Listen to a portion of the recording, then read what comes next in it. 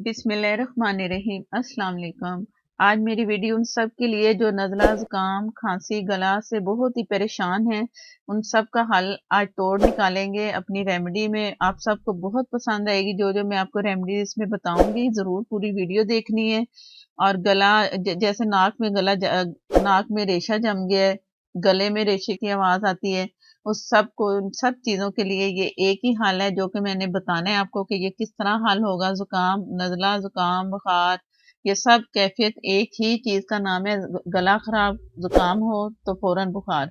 इन सब को ठीक करने के लिए बहुत ही अच्छी रेमेडी आप सबके साथ शेयर कर रही हूँ। कुछ मुझे कमेंट भी आ रहे थे कि मैं बताऊं नज़ला, जुकाम इन लोगों को कि काफी सालों से है और जुकाम, गला खराब, रेशा खत्म होने का नाम ही नहीं लेता। तो मैंने सोचा मैं एक खास वीडियो बनाऊं जिसके लिए कि जिन जिन लोगों ने मुझे कमेंट दिए सब देख लेंगे और इसके अलावा दूसरों को भी फायदा होगा।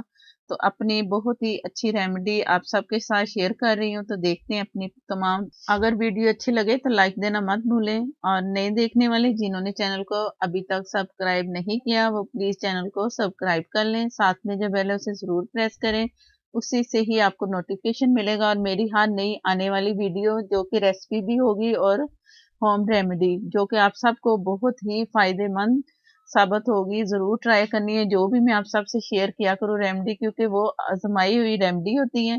तो अपनी वीडियो शुरू करती हूँ। मेरी एक वीडियो में मुझे क्वेश्चन मिला है कि मेरा गला खराब है, नाक बंद है रेशे की वजह से, और तकरीबन मैं 4 महीने से परेशान हूँ। डॉक्टरी इलाज किया है।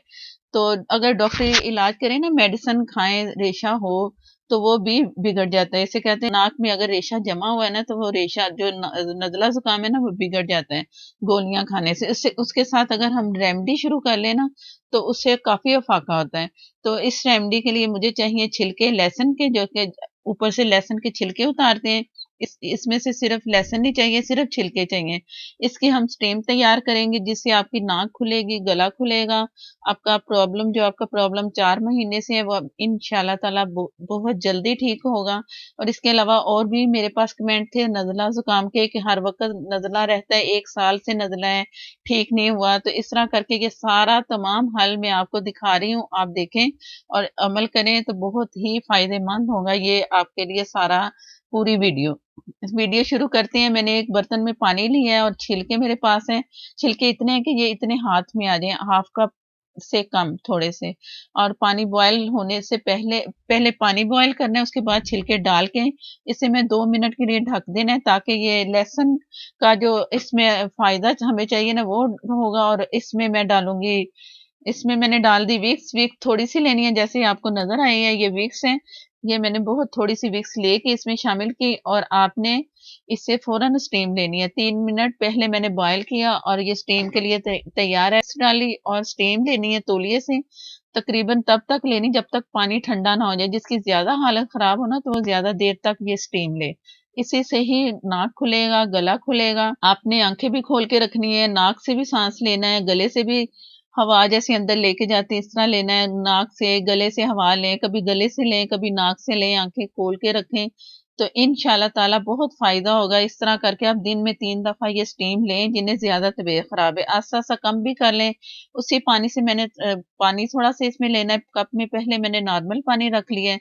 अब इसमें जितना गर्म आप मुनासिब समझते हैं ना उतना पानी आप गरम गरम इसमें डालें। जिस पानी से मैंने स्टीम ली है उसी को मैंने इसमें डाल दिया और इसमें पानी का टेम्परेचर भी आपने नोट कर लेना। और ये भी 3 से 4 दफा दिन में आपने गरारे करने हैं।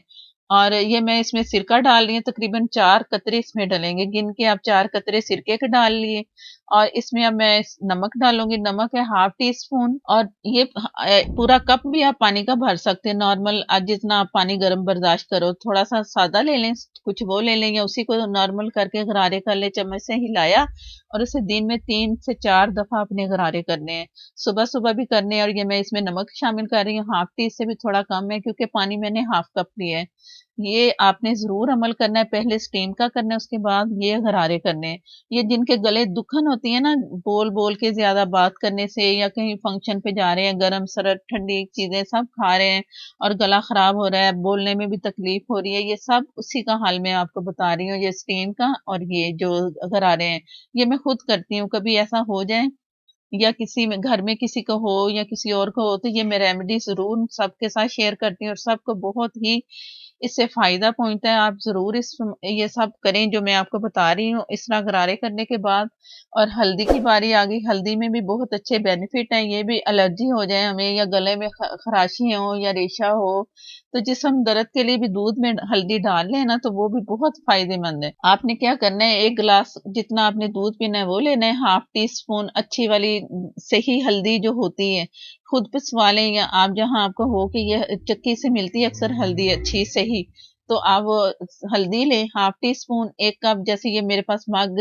पानी वाला मैंने दिखाया था गरारे करने वाला, उसी साइज़ का आप दूध ले लें या उससे कम ले लें।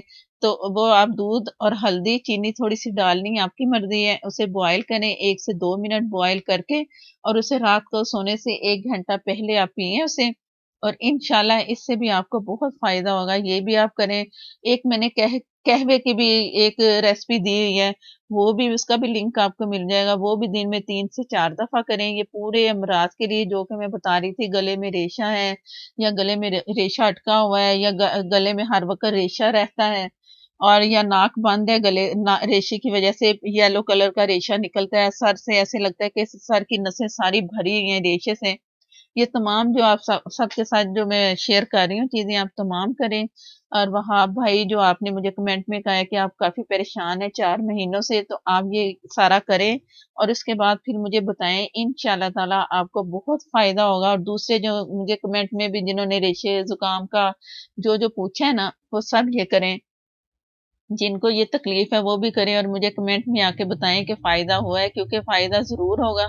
ये मैं खुद करती हूँ, ये सारी आजमाई हुई रेमेडी है, तो आप सब भी करें, इंशाल्लाह ज़रूर फ़ायदा होगा। हर रेमेडी, हर दवाई खाने से पहले, हर रेमेडी करने से पहले अव्वल आखिर दुरूद शरीफ, अल्लाह माफ़ी, अल्लाह काफ़ी, अल्लाह शाफ़ी ज़रूर पढ़ा करें 3 दफ़ा। तो इंशाल्लाह ताला आपको सेहत होगी, सेहत मिलेगी। और मुझे दुआओं में याद रखिएगा। अगर वीडियो अच्छी लगे तो लाइक देना मत भूलिएगा। और इंस्टाग्राम पे, फेसबुक पे भी आप मुझे फॉलो कर सकते हो। प्लीज़ प्लीज़ फेसबुक पर शेयर भी किया करें और लाइक भी दे दिया करें। और मुझे दें इजाज़त। अल्लाह हाफ़िज़।